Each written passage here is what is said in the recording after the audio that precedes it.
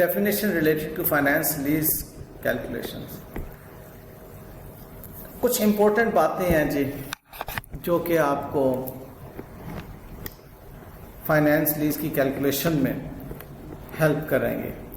First of all initial direct cost, या आपको मालूम होना चाहिए आईटीसी कहलाती है। अगर आप लीज में एंटर ना होते तो ये कॉस्ट इनकर ना करना पड़ते, क्योंकि लीज में एंटर हुए हैं, लिहाजा आपको इनिशियली ये डायरेक्ट कॉस्ट है रिलेटेड टू लीज। बाद सूरतों में लेसी पे कर रहा होता है, बाद सूरतों में लेसोर पे कर रहा होता है। बाद सूरतों में सारी की सारी लेसी पे करता है और उसमें से कुछ कॉस्ट जो है लेसोर कंपनसेट करता है उसको, ठीक है। तो कहता है are incremental costs for obtaining a lease that would not have been incurred if the lease had not been obtained, except for such costs incurred by manufacturer or dealer lessor in connection with the finance lease।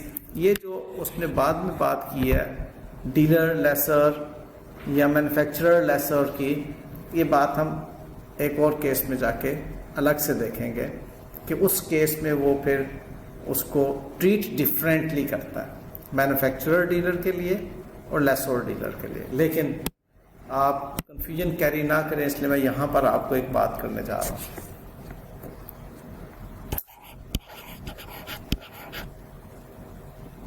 जो लेसोर है बुनियादी तौर पर दो category में divide हो सकता है लेसोर। एक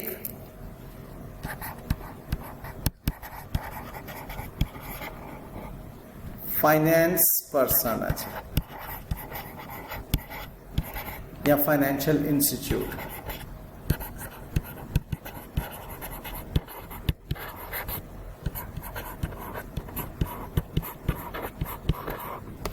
जिसको आप प्योरली देखते हैं लाइक बैंक की तरह, उसके पास कोई गाड़ियों का शोरूम नहीं है, तो कोई गाड़ियां मैन्युफैक्चरर नहीं है। आप उससे गाड़ी लीज करवाते हैं तो उसके पास गाड़ी नहीं खड़ी हुई, वो कहता है ठीक है जी मैं आपको गाड़ी लीज करवा देता हूँ। वो जाके बात करता है डीलर से या मैन्युफैक्चरर से कि जी ये गाड़ी मेरे कस्टमर को आपने दे दी। दूसरी टाइप ऑफ लेसोर जो है वो मैन्युफैक्चरर और डीलर होता है।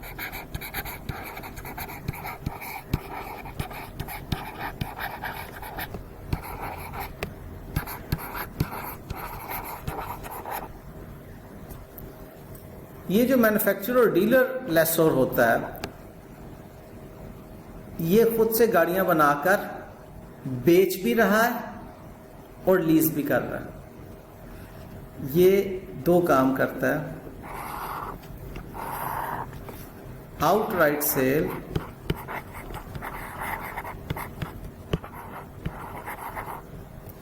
And leasing. ये सिर्फ एक काम करता है लीजिंग।